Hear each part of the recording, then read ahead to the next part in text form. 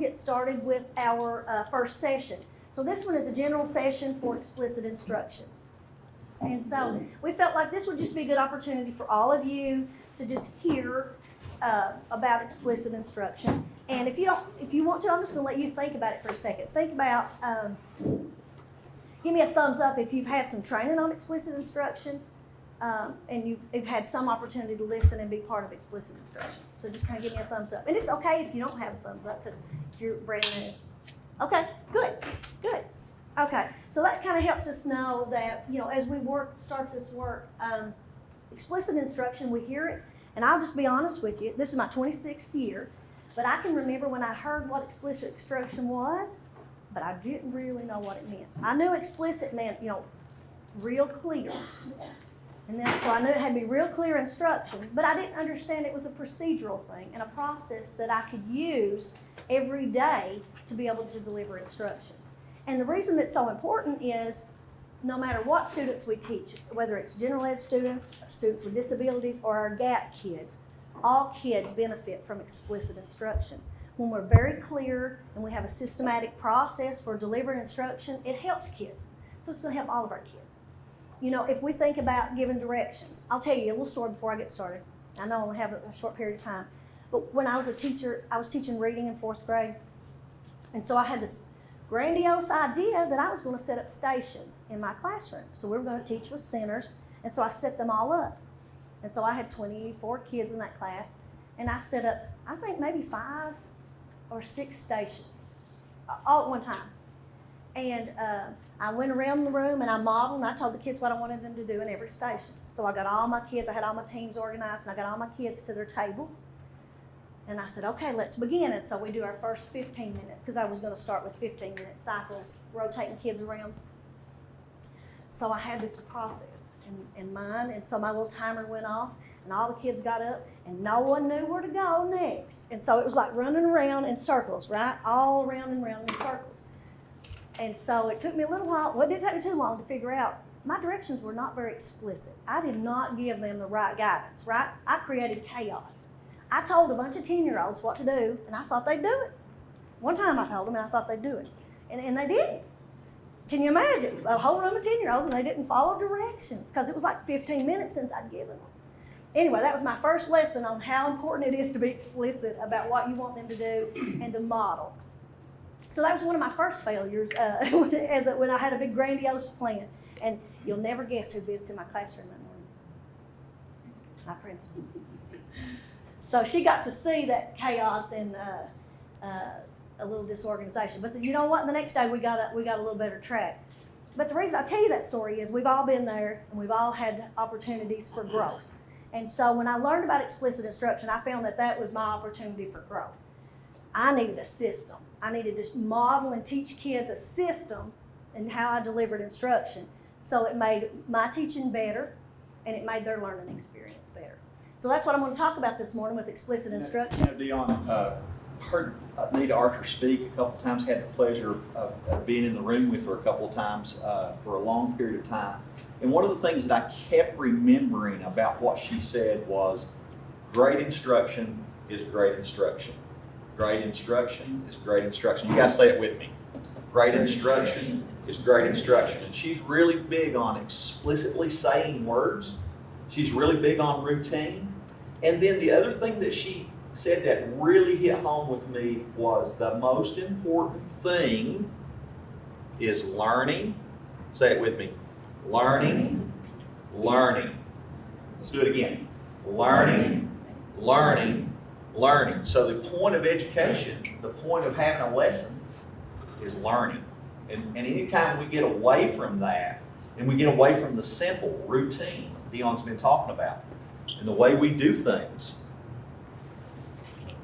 it complicates things. So our goal is to take the complex and make it simple, and to break it into manageable chunks and a sequence that kids get comfortable with, they know what's coming, and they can really grow in that environment. All right, thank you. So there's a couple of different folks that have done tons of research in around instruction and good instruction.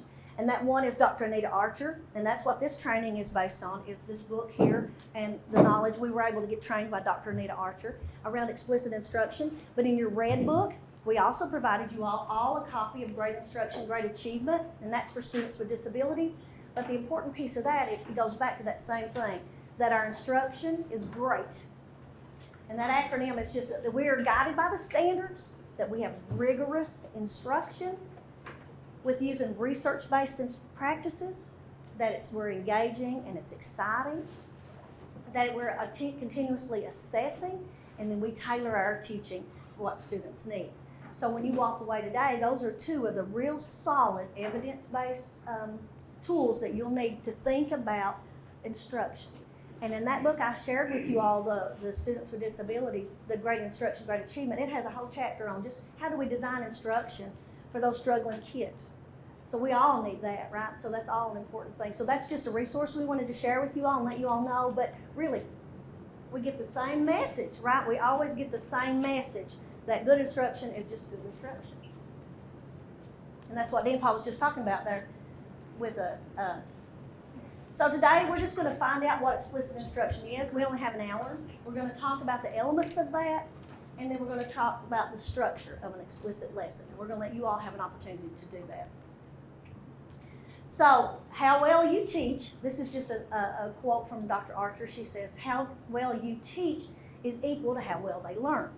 So us as teachers, we might have a bad lesson. That don't make us bad teachers. That makes us opportunity for growth. But the way we deliver instruction helps the way our students learn. And so we keep that in mind as we move forward. And so one of the things that she talks about, let's just go back, if you could go back a couple of slides there, one more. See those learning targets? Always have a goal and always have that set out and explicitly stated for your students.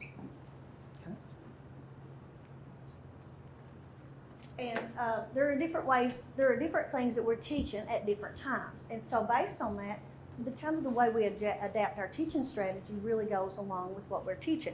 And again, you guys have these slides. If you want more professional development around explicit instruction, we'll kind of just giving you an overview this morning, but those are opportunities that we can help you in your districts too. So if that's something that you want some more of, we offer those sessions all the time. But knowing what we're teaching, that kind of guides how we design our lessons, and that's really important for us. And so we have, there's four big rocks when we think about explicit instruction. And that's in our content, our design of our instruction, our delivery, and practice. So really for today's session, we're going to talk about what that looks like. Now, we can't go through all 16 of those, and you all can walk away with all of those. But what we can do is talk about just the foundation of why we do those that way, and then it helps kind of understand the whole premise of explicit instruction. The biggest thing is our content. It says focus on the critical content.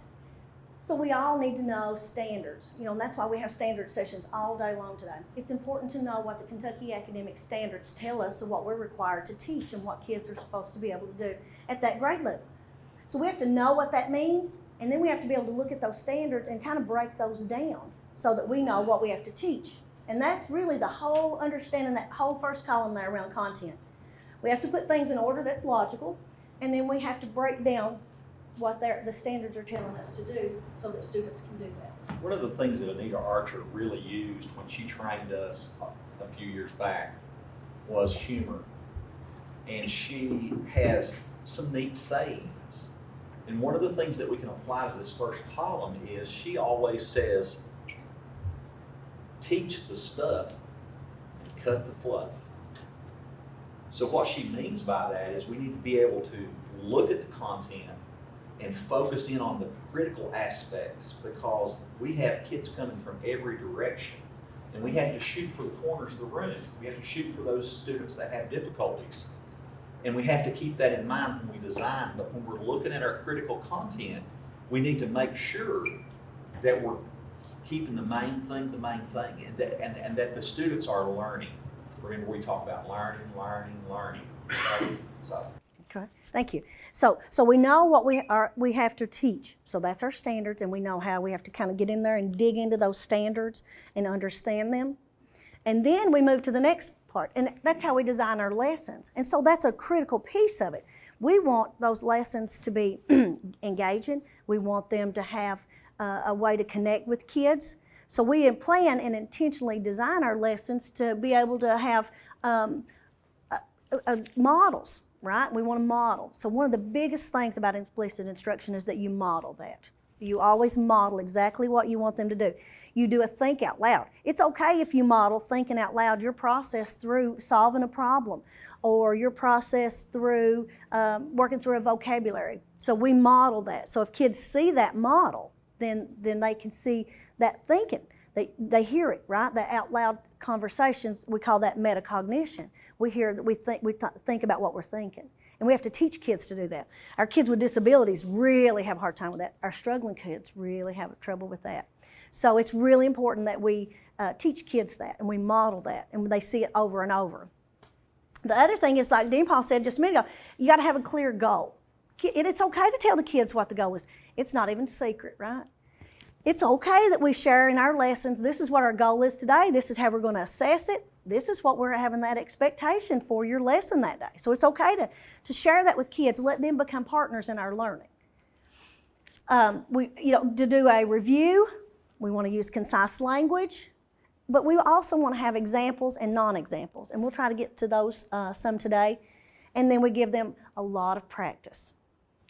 So we plan for all of those things when we do a lesson. And it seems like a lot, but it's really not that much because you just got to plan for what language you're going to use, how you're going to model it, what are some examples you're going to use, and what are some non-examples. Because if you think about, when you go back and look at the research around student learning and you look at the number one strategy for kids when you look at high yield strategies or the most research-based strategies, it's that kids can understand similarities and differences. So they know what things are and they know what things are not. And when they understand that, they fully understand that concept.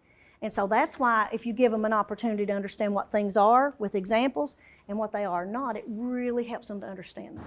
You know, Dionne, breaking down those complex skills, when we're talking about a large piece of content, I was listening to a podcast that she did recently, and it was during the pandemic, and she was really applying it to remote teaching. But she continued to say good teaching in the classroom and good teaching virtually are essentially the same thing, but breaking down those complex skills. And she was talking about doing a math lesson, and she was talking about converting decimals to fractions and vice versa. And the content was such that it was to learn decimals in the tens place, and the hundreds place, and thousands place. So what she said that was really powerful to me was that let's just focus on the tens place in a lesson, okay? And let's be real explicit in how we break that piece down. So when we talk about bringing it down to a narrow focus and really helping students understand what is happening. Okay. So again, planning for that. So that's really what we're talking about on this when we talk about that design of a lesson. Now the delivery, so that's the actual teaching part of it. That's when you actually are in there and you're teaching that lesson. We want to have kids respond very frequently, and we want all kids to respond frequently. And so if we always just have kids raise their hand, who's going to answer that? Who's going to be raising their hand? Same kids, because they're the ones that know the answers, right? What about the kids that don't know the answers? What are they going to do? Yeah, they're going to not make eye contact. They're not going to look at you, or they're going to get in trouble, right? Or they're going to do something, a diversion. So when we think about ways that we get all kids to respond, and we're going to practice some of those in just a second, it's real important because we want all kids to be part of that learning. I can't opt out. I can't just because I don't know the answer, not make eye contact or draw or look down at my book. I've got to have a response. And that's really, really important. One of the things that we try to do at KVEC, when we talk about compliance, I'm a compliance officer, okay? I talk about special education law and how to write IEPs. But when we do our trainings, and if you've had my training before, Dionne's training, Brenda's training, whomever it might be, we're trying to incorporate good instruction with compliance and making sure that we're modeling. And so one of the things that's really, really important to us is that we get high levels of response from our participants. And so when she talks about that, she has several ways, and I think Dionne's going to explore some of those later. Yep. So So the other thing is we have kids respond real frequently, and we also monitor how well they're doing along the way. We need to give them immediate feedback, and not just okay, you got it, right? But what did you get correct? Did you solve that problem in the 10th? Did you get that number in the 10th spot correctly? When you're talking about place value, did you use the correct vocabulary in the context of that sentence? But give them real specific feedback about what they got right or that was incorrect, and that's real important. But also, when we teach a lesson, we're going to move that lesson quickly along. So that she recommends a brisk pace, and then we got to think about ways that we can help kids organize their knowledge. What's that she says, Dionne? Perky, not pokey. You heard that one? Perky, not pokey. And this lady she's a master at humor, and she's about 77 years old, and I just kind of fell in love with her. Everybody here knows that I'm just crazy about Anita Archer. But she is amazing, and you kind of just know you're in the presence of greatness when she's speaking, but she's always just real perky and teaching from your feet, not from your seat. So, those kinds of things, they stick with kids, and you set that up. And so, anyway, go ahead. So, but that's exactly. So once you get to those things, thinking about the delivery of your lesson, once you get through that, then you get to the practice piece. And we'll talk a little bit more about that too, but we have to let kids have opportunity to practice. And we do that immediately when we deliver a lesson. Then we do that, throughout the week that we're working on lessons. And then we need to come back to that as a cumulative practice so that we don't forget throughout the year. So you all probably, it happens to me, maybe I forget some things over time, but if I continue to go back and revisit them, it kind of keeps fresh in my mind. And we're going to give you a practice on that in just a second, how to do that one.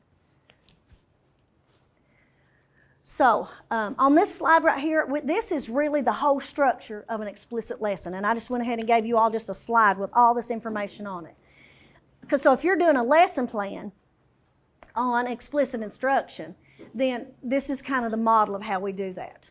So I'll let you guys get that out. And while we're getting that sheet out, I'm going to go around and I'm going to tell you if you're a 1 or a 2, because I'm going to assign partners.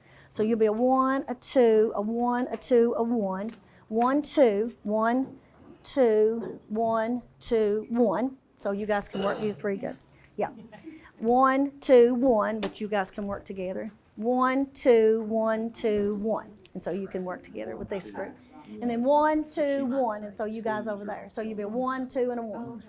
All right? So, now, what I'm going to ask you to do is, because we've had a lot of me and Denny talking, let's stop right there for a second and process some of the things that we just talked about.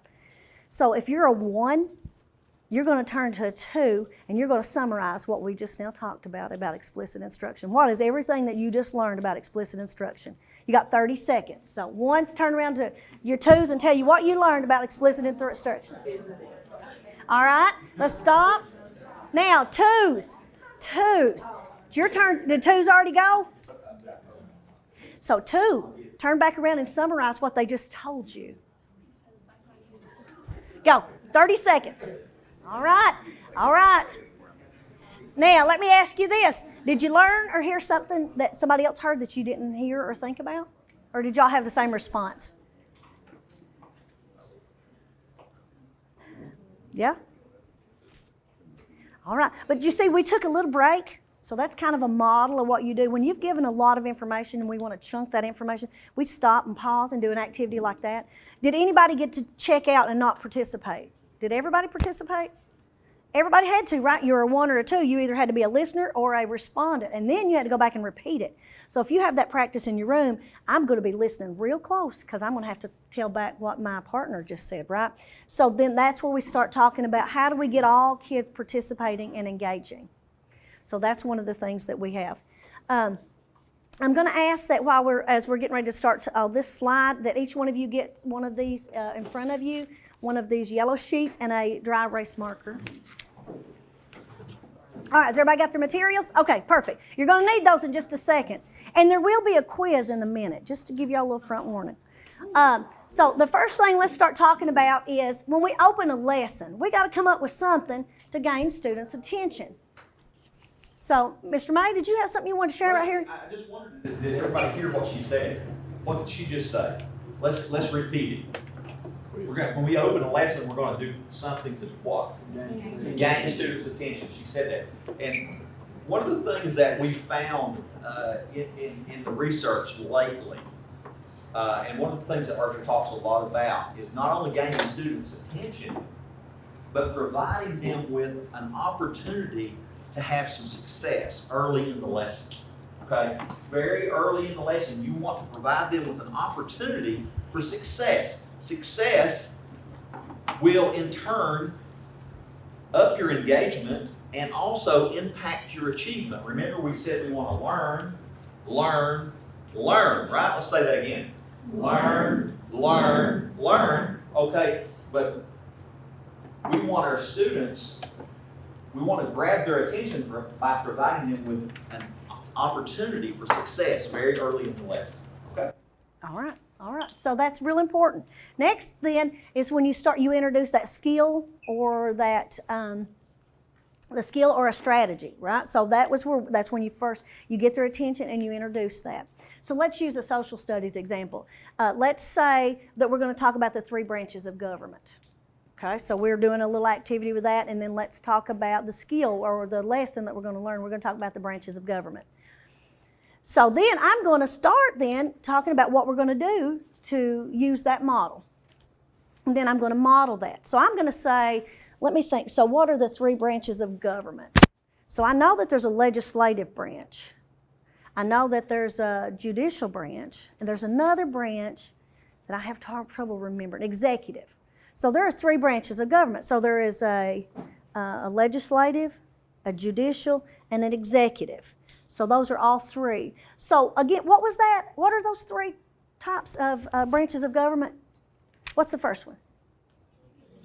Legislative, judicial, executive. Did everybody say those? Let's say those 3 again. Legislative, executive, and judicial. All right? Does everybody get all 3 of those? All right. So you're thinking about those branches of government, right? So you see how we're having students be engaged in that? We've given them that information, and then we allow them to be engaged in the repeating that content. So then I might model that, and then I will take them into then the we do it part, right? So we model that lesson, whatever it is we're going to teach with that lesson, and then we go into the we do it part. And that's when we actually guide them. We go right through that skill and strategy, right? So maybe then I'm using a graphic organizer and I'm teaching them how to organize what the functions of those branches of government are. And so we go through that, and I'll continue to model that, and then I let kids model that, right? And then we go through that again. And then we let them give them some more prompts. I may have a visual prompt for them. I may have a verbal prompt for them. But I allow them the opportunity to engage in that learning as I go along. So let's just say, for example, then, we've had that opportunity to practice, and then we come back then, and I'm going to let you see if you know those 3. So what I want to ask you to do is on your dry erase board that's in front of you on that yellow sheet, can you list those 3 that we just talked about? Now, in this practice session, one of the things that Archer will teach us is that students need to be able to spell the words, and they need to be able to pronounce the words before they can comprehend what those words mean. So we do an intentional practice on pronouncing the words explicitly and spelling those words explicitly. So don't miss that piece. And one of the things that we want to do at the very beginning is activate prior knowledge. So we may have something that's going to connect them to this learning in regards to this lesson that we're talking about, the 3 branches of government. Okay? Okay. So that's an example. But what we had was that we talked about the branches of government. Maybe we used a graphic organizer to talk about what those functions are in those 3 branches of government. But we're checking students' understanding. Did everybody get a mark on their paper? Okay, so does everybody know if you got it correct? Or if you needed a little support, did you get a little prompt about how you could get some support? So see how that happened very quickly. So that moved very quickly in that lesson, but that was a good way that I got around to check. So I was checking to see if everyone knew the answer to that. And if they didn't, then we could immediately correct that. Again, but that goes back to that modeling and how important it is to model. Let me let you do another one. So let's say we're going to come around and check, and I want you to draw perpendicular lines. can you draw perpendicular lines? So let's say we've had a lesson on perpendicular. Use your sheet there and draw perpendicular. Two perpendicular lines. Great, right. Perpendicular, perpendicular, perfect. So what does it mean to be perpendicular? You got two 90-degree angles. What else? Do they cross? What do we know about them? Okay. Now is it parallel? We got parallel, we got perpendicular. Yep. Yep. See, I tricked you all. We didn't do the lesson first, right? Got it? Oh, perfect. Perfect. All right. Okay. So. Yeah. Okay. So what happened real quickly there, right? So we've been teaching a lesson, or I wanted to check prior knowledge to see if I needed to teach a lesson on parallel and perpendicular lines. So if I find that a lot of people need that background on it, then I'm going to teach a lesson on perpendicular or parallel lines, right? So that's a model of how you can use that real quick to see if kids know how to do that or not. So we talked about that. We have to go back and we make sure that we give them what skills they need to do, right? So we're going to have trouble with geography, or we're going to have geometry. I don't do math much. Dionne, I keep talking about learning, okay? So one of the goals of learning, one of the definitions of learning is to move information from short-term to permanent memory, okay? So one of the things, lots of practice opportunities, lots of recall, retrieval practice will provide that for your students. When we talk about the I do it, we do it, you do it model, one of the things that we have to realize is that we don't want to go on to the you do it. It's a gradual release until we're sure that people we're checking formatively for understanding often, and that the students know what it is that we need them to know before we go on to the next step. Now, students with disabilities, students in the gap, students that are in a tier, maybe a tier 2 or tier 3, they're going to need lots more of the we do it part. Okay, so just keep that in mind as we move through. We do the demonstration, and then we guide their practice, and we gradually release that responsibility to them to where they can you do it at the end.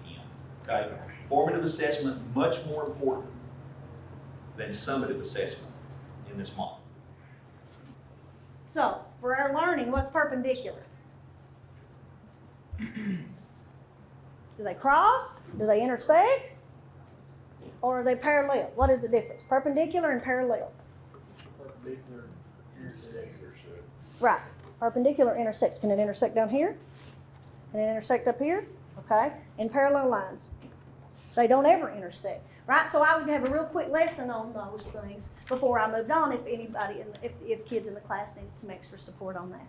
Anyway, that's a real quick way to check. Did everybody do that?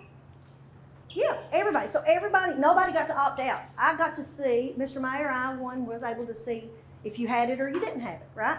And that's okay if that tells us where we start as teachers with that lesson. Do they have those prerequisite skills? Or and if not, maybe that's where we need to start and build on that knowledge.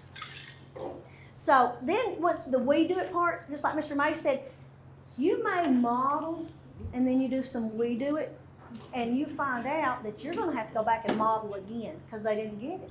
And that's okay. That is perfectly okay. So we are always so fluid that we can give them an example, then we let them try it out. They're stuck on it, we go back and we got another example.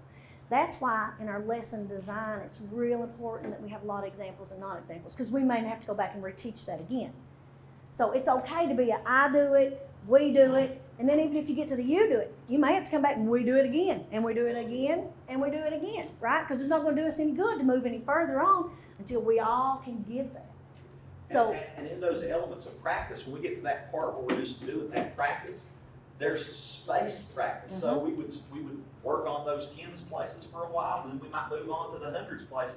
But eventually we're going to come back to the tens place and make it cumulative, because we're trying to move that from short-term to permanent learning part of our meeting. So thinking about that, then we have that closing of the lesson. So I don't want to jump too far. That once we get to the you do it part and we give them that independent practice, we close up that lesson. So we can either what we're going to do for the next lesson, and then we can assign some independent work. So as we close that lesson, we give them that task, and then we give them some opportunities for some extra practice, and then we're prepping them for the next skill or strategy we're going to do the following day. But you can kind of see how that lesson unfolds. We take the standard, we understand what that skill is that we're teaching, so we have that skill or strategy, and then we model what that looks like.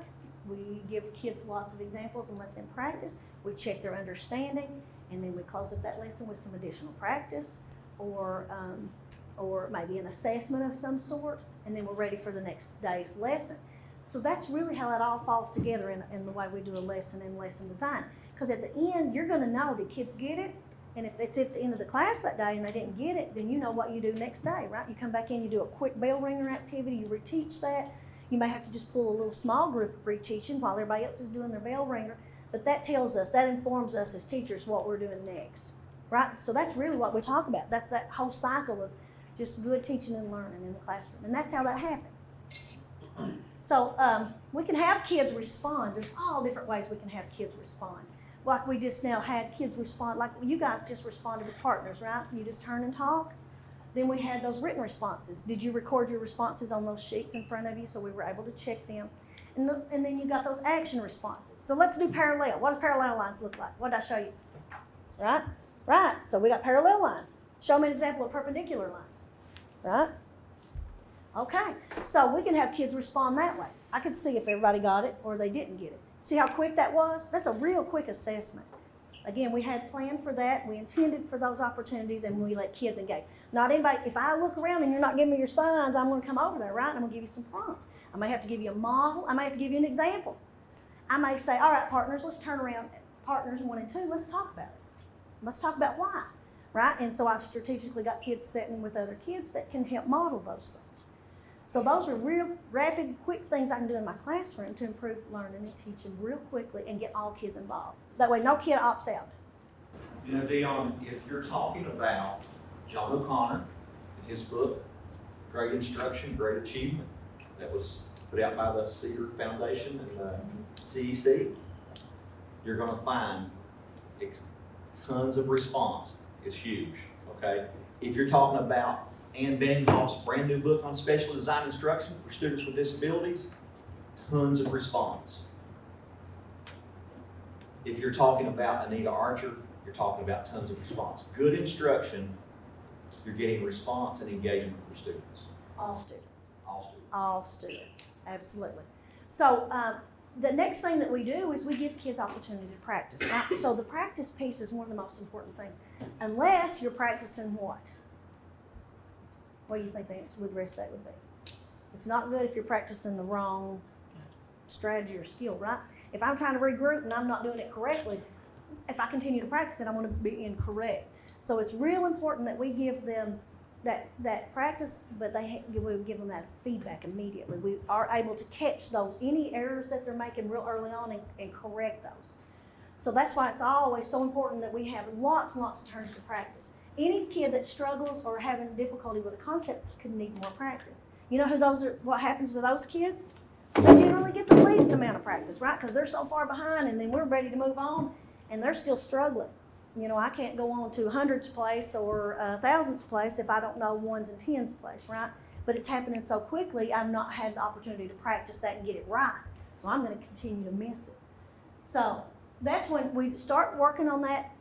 When we first start practicing things, that becomes under the watchful eye of the teacher, the I do it part. You're watching the whole time to see, are they getting it?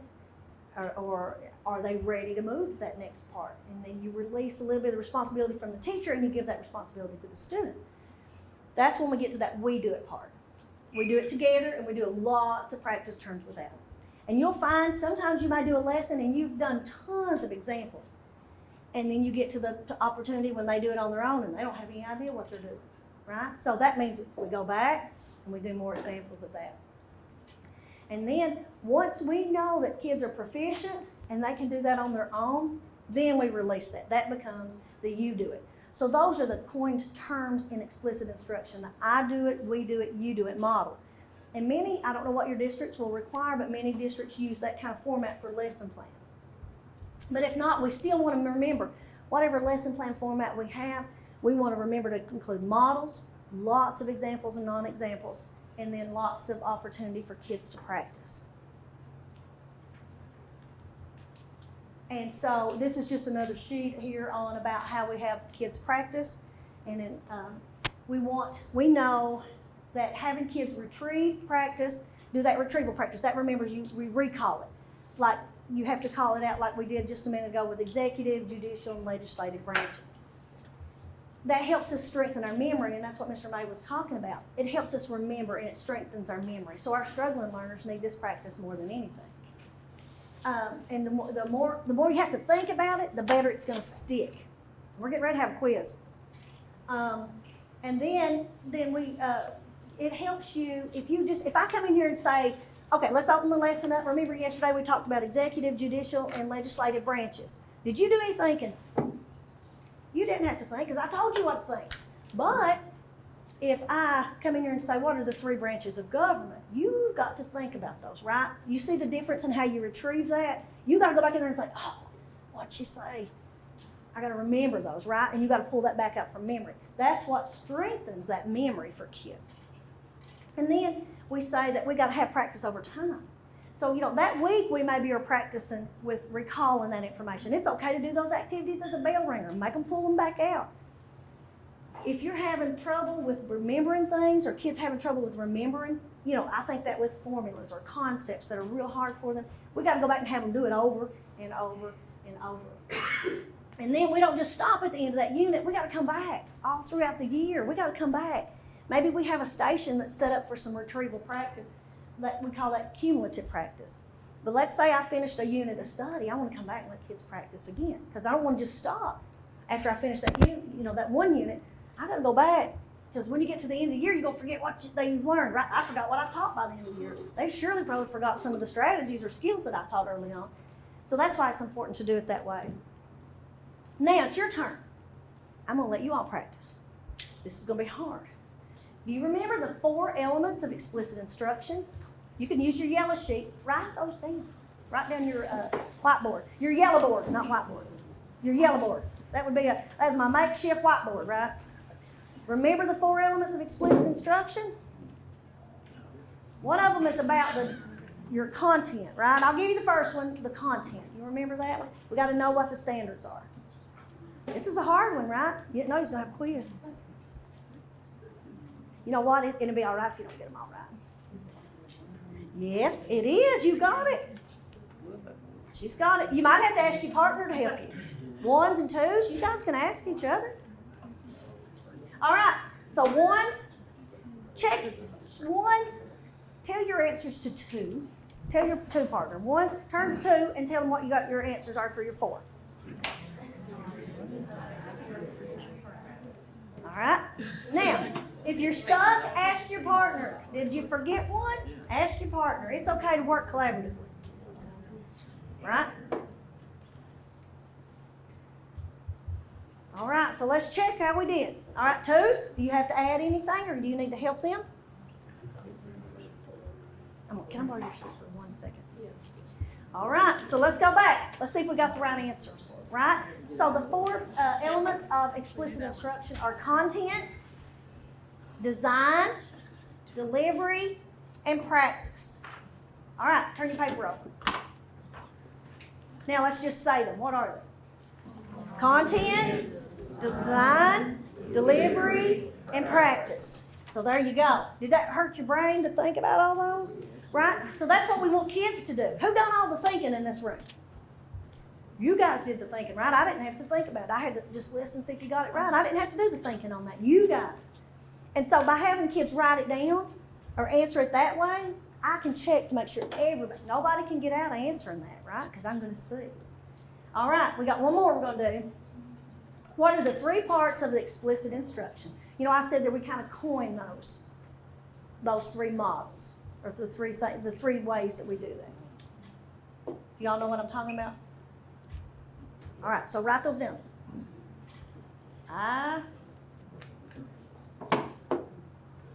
Okay, so I'm going to come around. And so what I'm talking about, that walk around, talk around, check around, is I'm going to see, did you get it?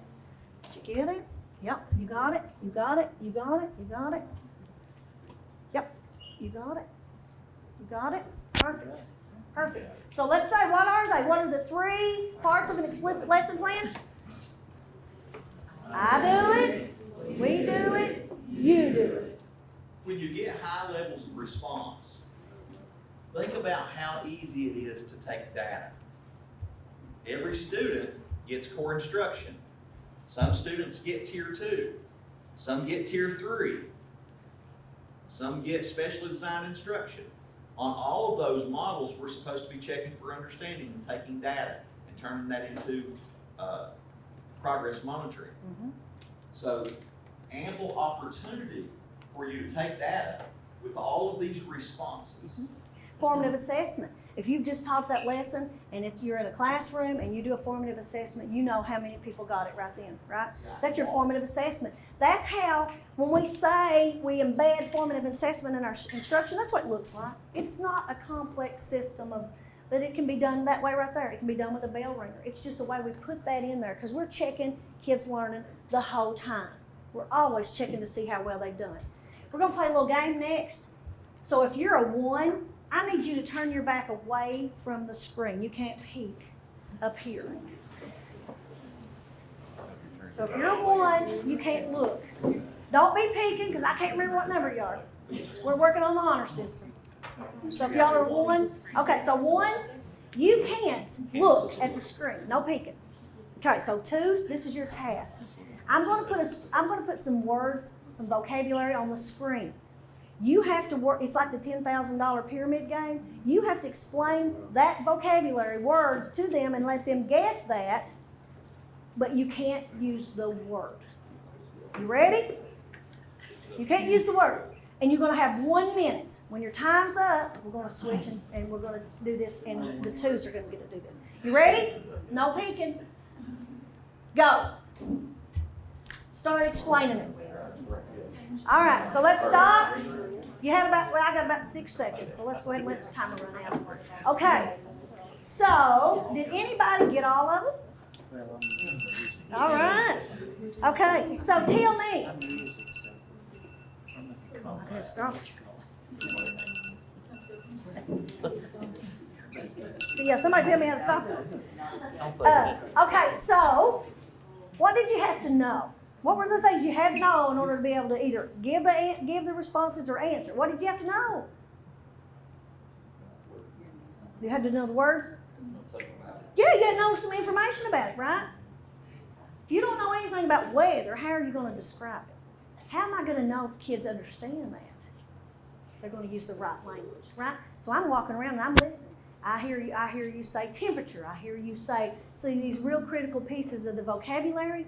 So why not we play a game on Friday, the $10,000 pyramid, with the academic words in our content area? You can do it with photosynthesis if you want to, right? Or you can do it with Pythagorean theorem. Whatever it is your content, you can use that vocabulary and come back and revisit that and have kids practice. All right, 2s, turn around.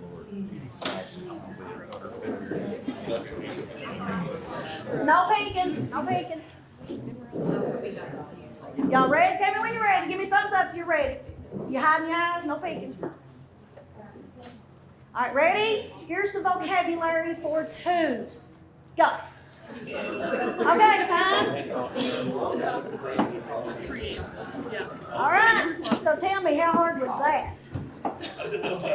Not as hard as turning this phone off, I don't think. All right, so what do you think? What did you have to know? You had to know social studies. If you haven't been thinking about social studies in a while, you had to remember social studies. But you see how quick that game was to recall and to be able to make those kids retrieve that? If you were reading and you had to come up with that without using the word, it's hard, right? And for you as a listener, you really had to list those critical attributes of what those real particular points, what they're making, to figure out what that word was. So again, that's what we're talking about with practice. Was that fun? It's a whole lot better than just listening, sitting and reading or answering questions. It really tested what your knowledge was about that vocabulary. It's no longer Allen Iverson talking about practice. It's Dionne Bates talking about practice, okay, all the time. You guys remember that iconic video from back in the day. Okay, so one of the things I want to talk to you about is this morning, remember when we all went around the room and we introduced ourselves? You're going to have a Doug Smith in your class, okay? You're going to have this guy that is funny, and you're gonna use that, okay? You're gonna use that to your advantage. It's great being around Doug. It's great being around Doug, because he always has a joke, laughter. Use that in your classroom, okay? One of the things that we talk about, we mentioned John O'Connor, we mentioned Ann Benninghoff, we've mentioned Anita Archer today. Those are three of my favorite authors. Evidence-based practice, high leverage practices, those are pieces of information that are out there for you to look at to design your lessons in a way that are going to be meaningful, that are going to get students to do what? Learn. Good teaching is good teaching. Going back to what we talked about earlier. We've talked about the elements. We've talked about all of these things. One of the things that we know that is consistent across all of those things that I mentioned, O'Connor, Archer, Benninghoff, high leverage practices, evidence-based practices, high levels of response will allow you to have student engagement that's going to in turn move that short-term memory to long-term memory.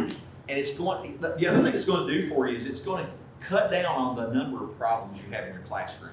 If you're on your feet, teaching from your feet, not from your seat, if you've got brisk lessons, if you've got well-designed lessons, you've got a lot of practice elements, you're checking for understanding, and you're doing all of those things, I just wanted to show you how simple it is to have a response card in your classroom, okay? To where you can have the students hold this up, or you've got a whiteboard that they can write on, or they're doing choral response, or we're doing think, pair, share, and we're sending them to the in-person Jamboard like I do. That's my favorite, right? I always say think, pair, share, souped up, kind of, And so the goal, though, is to get students working with the information, to get students to break it down where they can understand it, let them practice it, gradually release the responsibility to where they can do it independently and it transfers to another place. Okay, but I just wanted to show you that, how easy it is. And Archer was using this in a virtual classroom when I was watching her teach yesterday.